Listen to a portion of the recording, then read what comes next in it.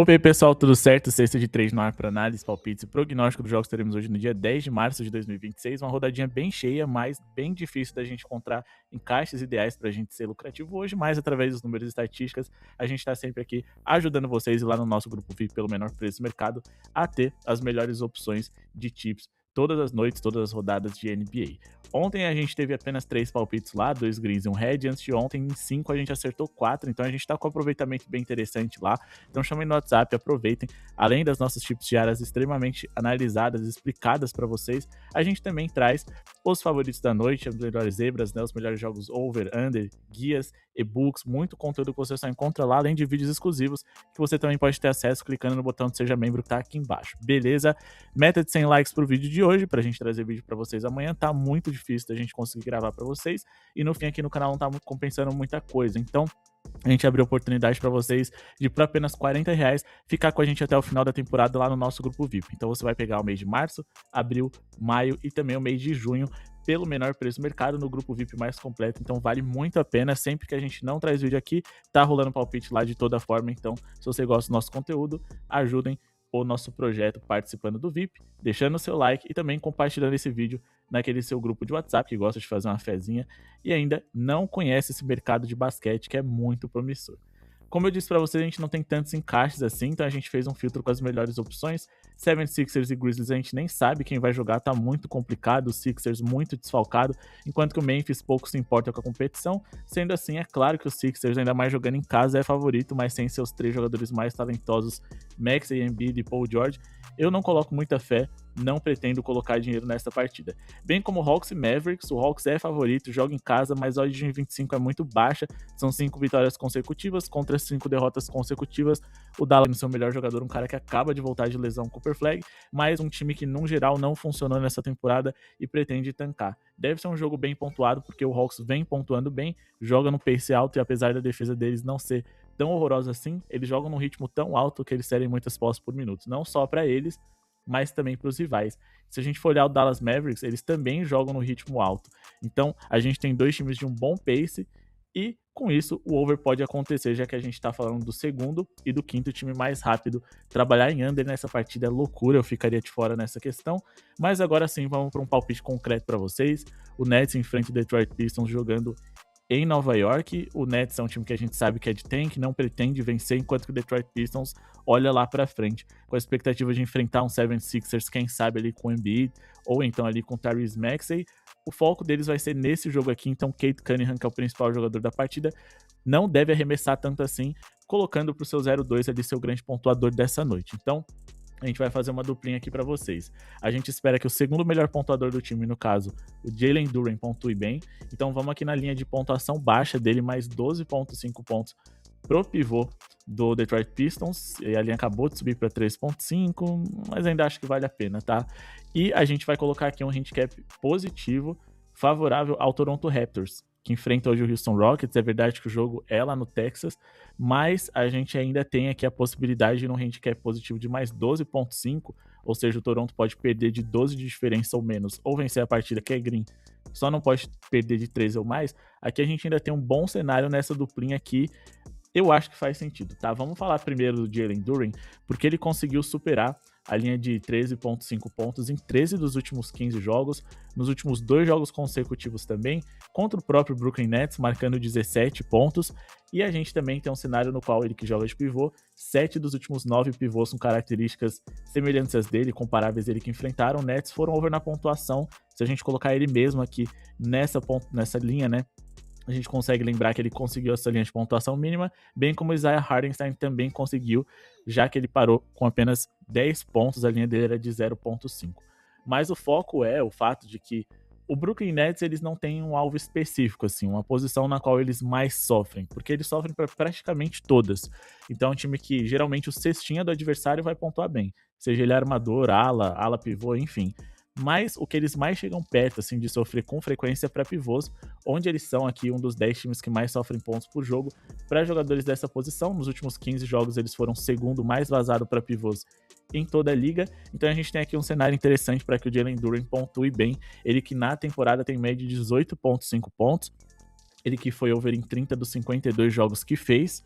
E ele que é um cara com alto aproveitamento, principalmente porque ele arremessa muito perto da cesta. É um cara muito atlético, não tem tanto arremesso de média e longa distância. Então, geralmente ele arremessa de um setor onde o aproveitamento dos atletas costumam ser mais altos, tá? Sem contar que com o Day'Ron Sharpe, o Nicholas Claxton, eu não acho que o Nets tem um defensor assim imparável para parar o Jalen Duren, que vem na sua melhor temporada.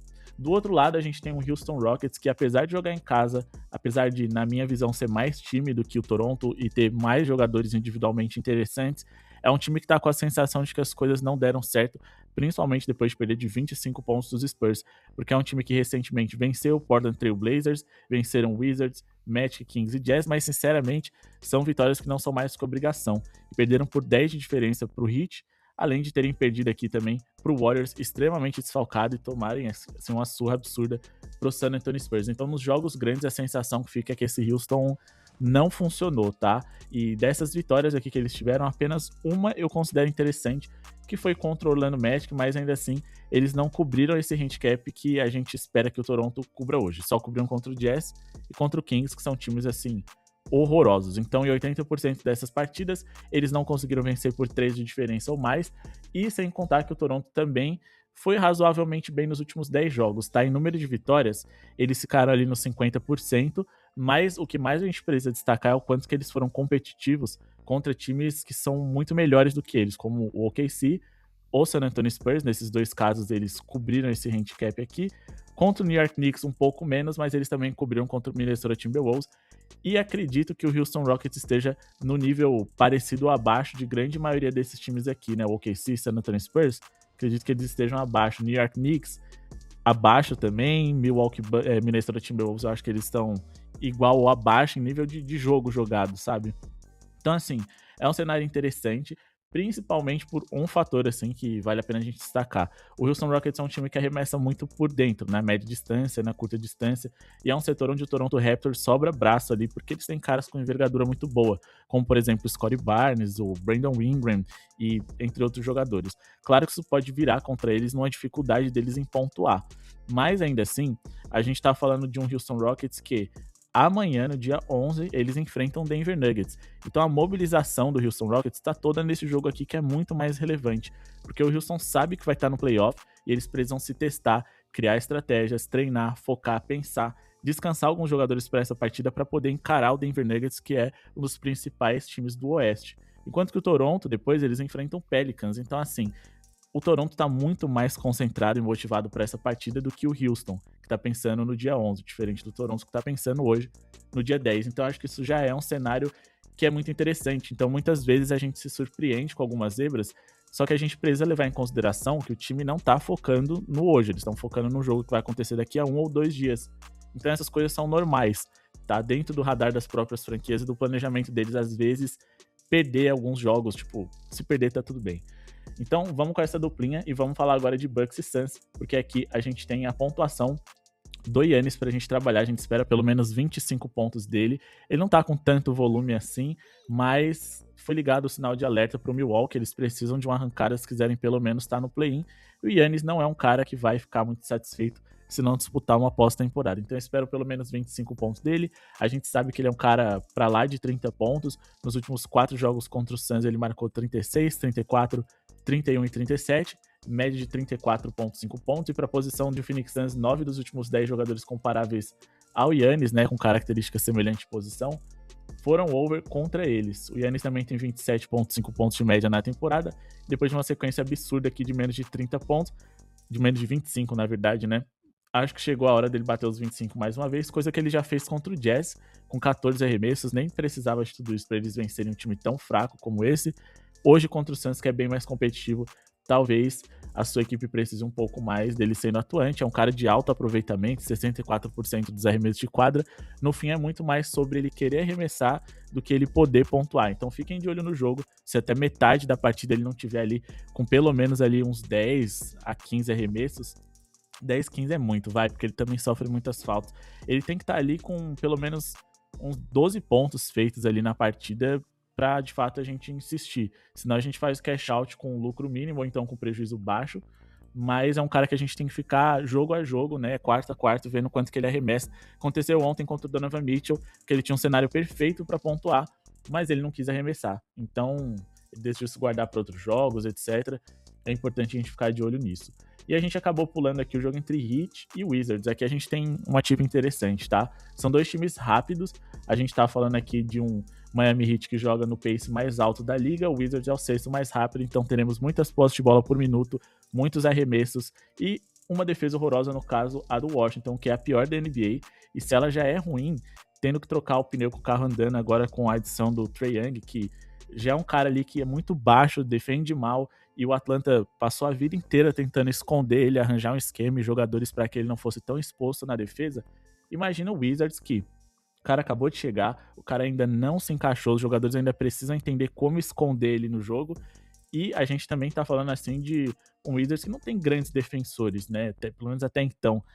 Então a gente tem um cenário aqui no qual dá para explorar bem essa defesa ruim do Washington e pontuar bem contra eles. Eles são a pior defesa por 100 posses de bola da liga e eles têm também o pior rebote defensivo, então a gente pode corrigir arremessos errados com pontos de segunda chance. Mas para a posição onde eles mais sofrem é de pivô e ala pivô, que são as duas posições nas quais o Bam Adebayo joga, sendo o segundo time mais vazado para essas duas posições. Vou tentar esperar no ao vivo a linha ficar um pouquinho melhor, tá? Ódio ficar melhor, ela tá pagando em torno de 40 e pouco. Geralmente, quando tá abaixo de 50, eu não costumo indicar, mas quando eu tenho bastante certeza, assim, né? Eu acho que vale muito a pena o risco. É interessante também. Algumas casas de aposta você vai encontrar em 22.5, 23.5. Aí eu já acho que vai bater no limite, porque pode ser um jogo de blowout, o jogo terminar cedo, né? Mas eu acredito que ele deva bater ali a casa dos 22, 23.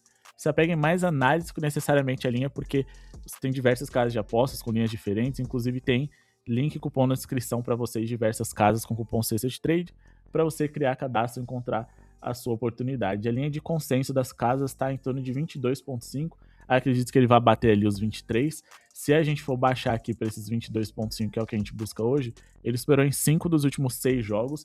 Contra o Washington Wizards, que é interessante a gente pegar esse histórico, ele marcou 22 com apenas 28 minutos de jogo. Por isso que eu falei do blowout, essa é a minha principal preocupação para essa noite aqui. E ele não teve outros confrontos contra esse adversário, mas é interessante que ele pontua bem. 3 dos últimos 4 jogadores com características semelhantes às dele em posição foram over contra o Washington Wizards, mas o Wendell Carter Jr. não é um cara que arremessa tanto. Na verdade, eu nem sei se ele jogou por ter ficado com 0 ali. Eu sinceramente não me lembro, achei até estranho, tá? Mas ainda assim, a gente tá falando de um Wizards que é um dos times que mais sofrem pontos na zona pintada em toda a NBA. Quando a gente coloca aqui opponent shooting, coloca mais ou menos aqui os setores onde eles acabam sofrendo mais, que é na área restrita, onde os pivôs mais arremessam, eles são o time que mais permite arremessos convertidos nesse setor, sendo o pior aproveitamento na hora de defender esse tipo de jogada dentro desse top 5. Mas acima de tudo, o Wizards é o segundo que mais deixa arremessar dentro desse setor, então é muito fácil você chegar dentro do garrafão deles, o que facilita também a nossa vida, tá? Então vamos ficar de olho aqui numa boa pontuação do Bam Adebayo, numa boa pontuação do Heat, no over geral dessa partida aqui, que eu acredito que deva acontecer, mas hoje na vitória do Miami mesmo jogando em casa tá muito baixa, não vale o risco, e bora para mais uma dupla. Spurs e Celtics se enfrentam hoje, a gente vai trabalhar com handicap positivo do Celtics, e vamos colocar uma pontuação bem baixinha de um jogador no confronto entre Kings e Pacers. Lembrando, se você não gosta dessa pontuação baixinha que a gente vai jogar, ou do handicap positivo do Boston, vocês podem duplar com outras coisas, vocês podem diminuir ali a pontuação da Adebayo, ou duplar esse handicap positivo do Boston, que a gente vai indicar de mais 10.5, com o handicap ali do Toronto, enfim. Façam aí as misturas que quiserem, ou esperem dentro do ao vivo essas próprias linhas que a gente indica, dá uma valorizada, vale muito a pena também, tá? Mas ainda assim, para pré-jogo eu considero interessante, vamos aqui no Indiana Pacers e trabalhar com a pontuação do Obi Toppin, tá? Mais de 2.5 pontos é muito pouco, mas é um cara que tá com poucos minutos, porém tem encaixe. Ele é um cara que tá com poucos minutos, não por falta de qualidade e confiança dos seus técnicos, mas porque o Indiana tá tancando, mas ainda assim é uma mod que eu acho interessante, tá? Vamos falar primeiro do Boston, que voltou o Jason Tatum, eles venceram 6 dos últimos 7 jogos contra o San Antonio Spurs, cobriu esse handicap em todos, inclusive na última derrota, mas o cenário hoje é outro, com o Tatum à disposição, o Boston Celtics é um time candidato ao título. Claro que ele ainda precisa encontrar o melhor ritmo, mas ele já fez alguns bons jogos recentemente contra adversários de um bom nível, como por exemplo o Cleveland Cavaliers, onde eles venceram aqui por 11 pontos de diferença. Naquele caso, o Jason Tatum completou para 20 pontos. Repito, ele pode melhorar, mas é fato que agora esse San Antonio Spurs, que eu considero um ótimo time, um ótimo momento também, com um dos melhores jogadores da liga, mas eu acho que é um time muito mais que venceu os adversários certos na hora certa do que qualquer outra coisa. Não tô falando que eles sejam um time ruim, não, eles são um time excelente, ainda mais uma das melhores conferências, na melhor conferência que a gente tem na liga. Só que eu acho que a sensação de que eles são um time invencível, que inclusive parece que o mercado comprou, se deve muito mais à forma que eles venceram o Houston Rockets e o Detroit Pistons. São times de topo da sua conferência, mas que não são times que você fala, pô, esses times vão ser campeões. E eles venceram o OKC no momento em que o OKC tava assim, voando, né? Então, isso chocou de certa forma. Mas contra os Knicks, eles perderam por quase 30 de diferença, num jogo grande também. Então, assim, eu acho que o Spurs é favorito? Acho que sim, por pouco, principalmente porque eles estão jogando em casa e a gente tem que valorizar o mando de quadra. Mas esse Boston, pode ter certeza, eles vão querer vencer esse jogo a todo custo. Meu único ponto é, eles vão estar mais mobilizados para hoje ou contra o Thunder? No fundo, eu acho que eles vão se motivar para os dois, porque são dois possíveis rivais de NBA Finals. Então eles vão tentar dividir as suas atenções e acho que o quebra-cabeça o Wembanyama é muito mais difícil a se resolver do que o OKC, que já é um time que o Boston enfrentou outras vezes, etc. Os Spurs eles já enfrentaram com o Embiid, mas não com o Embiid jogando no nível que ele joga hoje. Então eles precisam encontrar uma forma de não sofrer na mão dele. Então acho que todo esse quebra-cabeça vai ajudar bastante a gente a pelo menos poder perder de 10 de diferença. Acho que é um número interessante. Se a linha tivesse um pouquinho mais equilibrada, provavelmente eu nem ia indicar isso, mas eu acho que é uma boa oportunidade de mercado.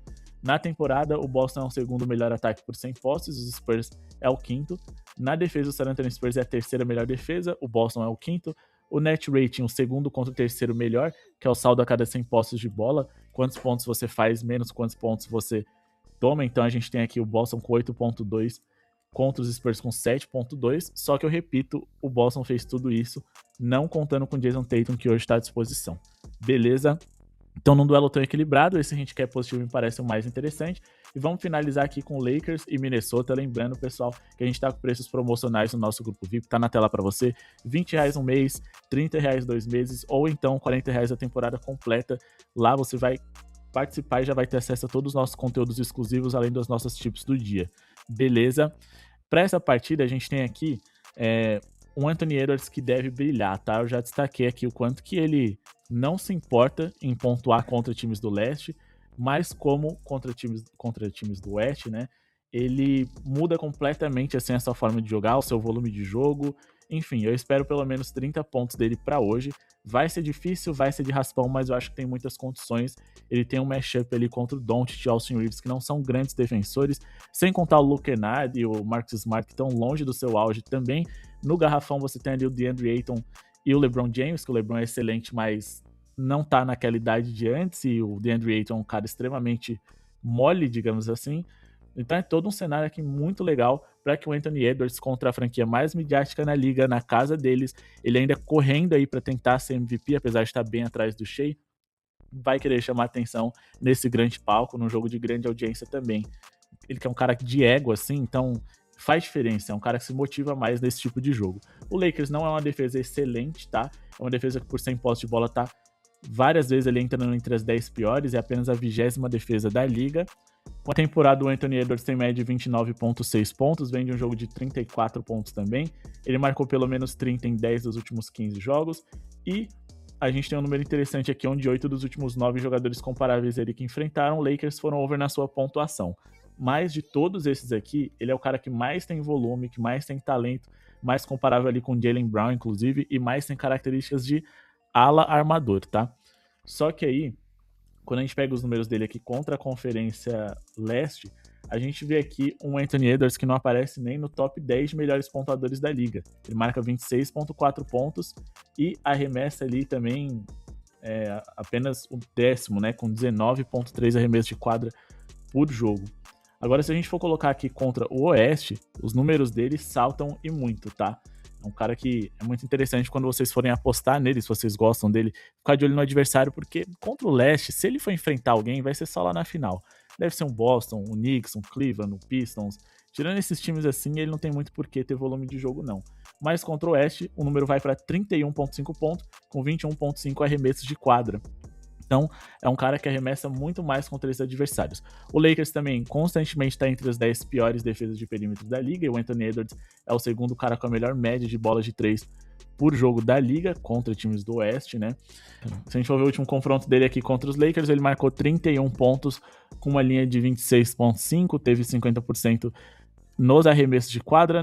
Eu acredito que esse é um número que dá para esperar baixar no ao vivo ali para 27,5, algo do tipo, e pegar uma linha melhor, né, mais confortável, etc. Mas para pré-jogo, se vocês gostam desse jogador, acho que 30 pontos é interessante, mas é como eu digo, sempre se apega em análise muito mais do que as linhas, porque as linhas podem mudar no ao vivo e o mercado sempre tenta tirar vantagem com a diferença mínima da linha que eles prospectam pra gente. Então, se eles colocam 29,5, eles esperam que o Anthony Edwards faça 30, 31, ou então 29, 28, para ficar bem no limite ali e prejudicar o máximo de pessoas possíveis.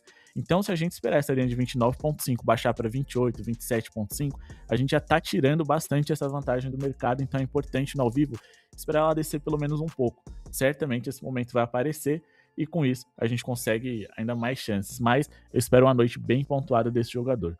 Bom, pessoal, esse é o vídeo de hoje. Espero que tenham gostado. Não se esqueçam de se inscrever no canal, deixar o like para ajudar o projeto a seguir acontecendo. Muito obrigado pela sua audiência e falou!